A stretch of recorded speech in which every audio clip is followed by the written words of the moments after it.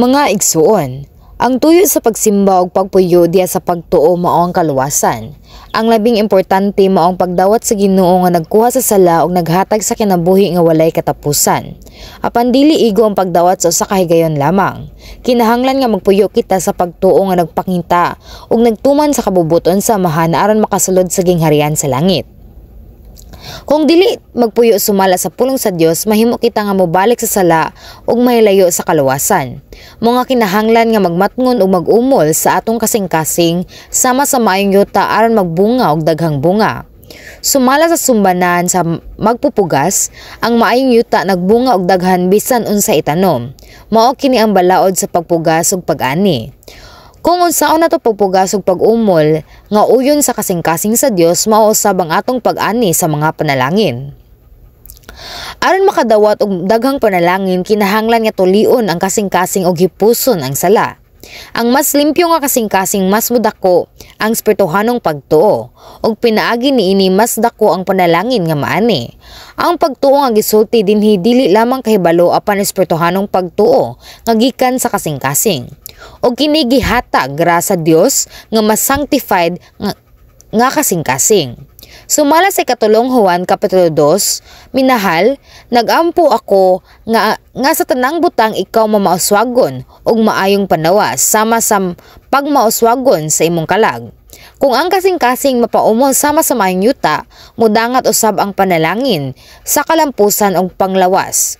Bisan dili sa hingpit nga putli nga kasing-kasing, ang nagpugas uban sa pagtuo makadawat gihapon og panalangin nga nagbuubo, nagtigom ug nagdagayday. Ug kung makasulod sa espiritu, makadawat og 30 kapilo, ug kung hingpit sa espiritu makadawat og 60 hangtod sa 100 kapilo nga panalangin. Mga igsuon, bisan wala pa makasulod sa espiritu ang nagapugas uban sa pagpaningkamot ug pagtuman sa pulong sa Dios, sumala sa ilang pagtuo makasinati gihapon og mga butang ug mga tubag ug panalangin. Apan kung atubangon ang mga pagsulay uban sa kaayo dili pa ni malos o kasuko, ang espirituhanong pagtuo kay motubo. Ug uban niini moabot usab og panalangin sa kalampusan. Kung ang usa ka tawo mobiya sa sala ug magsugod sa pagkinabuhi sumala sa kamatuoran, mousab ang kahimtang. Bisan pa dugay na nga problema mahimong marisolba ug magdala og panalangin sa pamilya, negosyo ug kinabuhi. Aron makaani og daghang panalangin, kinahanglan nga tulion ang kasing-kasing ug magpaumol kini sa maayong yuta.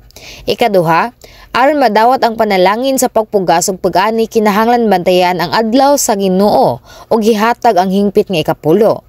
Kini mao ang pinakabasihan sa kinabuhing Kristohanon. Kung dili kini tumanon, bisan unsa pa ang pagpugas dili magmalampuson ang pag-ani. Ang pagbantay sa adlaw sa Ginoo ug ang paghatag sa ikapulo nagpamatuod sa nga atong giila ang pagkahari sa Dios ug ang tanang butang gikan kaniya. Bisan ba sa paghunahuna nga mawala ang kita tungod sa pagpahuway sa adlaw sa Ginoo o sa paghatag sa ikapulo, ang Dios magpanalangin og labaw pa. Sama sa gisulat sa Exodo Kapitulo 16, gihatagan sa Dios ang mga Israelita og mana sa kamingawan matag buntag, igo lang sa matag adlaw. Ingon og pan nga tamis sama sa dugos. Mausab kini nga kung atong ilhon ang pagkahari sa Dios, siya mismo magpuno sa kulang ug maghatag sa panalangin nga nagbuubo. Mga igsuon, sa Exodo Kapitulo 16, makita nato nga kung ang mana itugot lamang alang sa usa ka adlaw ug pasagdan hangtod sunod adlaw, kini mangilo og magbukbok. Apan sa adlaw sa wala pa ang adlaw nga balaan, gitugot sa Dios nga magtigom sila og doble. Ug bisan pagtipigan hangtod sa Sabado, kini magpabilin nga hingpit.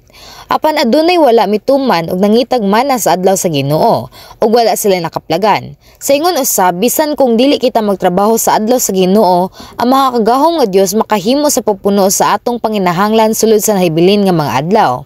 Kung hingpit natong bantayan ang adlaw sa Ginoo, kita protektado sa espiritu ug lawas ug malikayan ang walay pulos nga pagkawala. Ang ikapulo mausab ang binhi nga igahin pagahuman sa ani alang sa mosunod nga tuig. Sama sa mag-uuma nga dili mo kaon sa binhi kay mao kini ang ipuli sa uma, kinahanglan usab nga ilahi nato ang ikapulo para sa Dios. Ang ikapulo dili bahin sa sobra, kundi unag yun nga ibalik ngadto sa Dios. Sama sa gisulti sa Malakias kapitulo 3 bersikulo 10, dadaang tibuok nga ikapulo ngadto sa templo aron adunay pagkaon didto. Sulayi ako ug makita ninyo nga ablihan ko ang mga bintana sa langit ug ibubo ko kaninyo sa madagayaon gayud ang mga panalangin. Usa ka Kristohanon nga nag-abli og tindahan na kasinati niini. Kaniadto dili siya maghimo sa hingpit nga ikapulo apan sa dihang nagdesisyon nga ilahi kini una gikan sa kanitibuk-ang kita, nagsugod dayon ang buhat sa Dios. Ni doble pa ang mga customer sa sunod nga mga adlaw. Usa-usab ka pananglitan mao ang miaging senior pastor. Bisan pa sa daghang utang o pagkawala sa kita sa dihang sirado ang tindahan sa Domingo, wala gyud niya gubaa ang adlaw sa Ginoo. Ang resulta, bisan adunay mas barato ug mas maayo nga tindahan ang mga customer mituo nga gidala sila sa ilang tindahan mismo. Tungod sa panalangin sa Dios, ang tanang utang nabayran. Daghan usab sa atong mga membro na kasinati sa sama nga panalangin sa dihang hingpit nilang gibantayan ang adlaw sa Ginoo o gihatag ang hingpit nga ikapulo. Busa mga igsuon, hinumdumi nga ang pagbantay sa adlaw sa Ginoo ug paghatag sa hingpit nga ikapulo mao ang yawi sa panalangin sa pagpugas ug pag-ani. Ang ikatulong yawi mao nga dili kita mangayo tungod sa kaugalingong tinguha ug kini atong hisgutan ug ipadayon sa sunod na nga mga higayon. Mga igsuon, adunay uban nga nagsaksi nga sila gipanalanginan tungod sa lig-on nga pagtuo. Apan sa ulahi nag-usab og nawala ang panalangin. Bisan unsang panalangin ang atong tinguhaon, ang pinakauna mao ang espirituhanong pagtuo kasing-kasing nga nahigugma sa Dios. Dili lang kita maglaom sa makita nga butang, kundi sa walay katapusan nga gingharian sa langit. Kung maglaom kita sa langit ug mahigugma sa Dios, natural nga matuli ang atong kasing-kasing ug mausab pinaagi sa espiritu. Ang nakasulod sa espiritu makadawat sa tubag sa bisan unsang iyang gipangayo ug ang iyang panalangin dili mawala ni maluya. Mga igsuon, nagampo ako sa ngalan sa Ginoo nga magpabilin kamo nga mahigugmaon sa Dios uban sa lig-on ug dili mausab nga pagtuo ug mapadayunon nga musulong paingon sa gingharian sa langit. Hinaot nga ang inyong mga sukses sa espirituhanon ug pisikal nga panalangin magpadayon hangtod sa pagbalik sa atong Ginoo. Amen.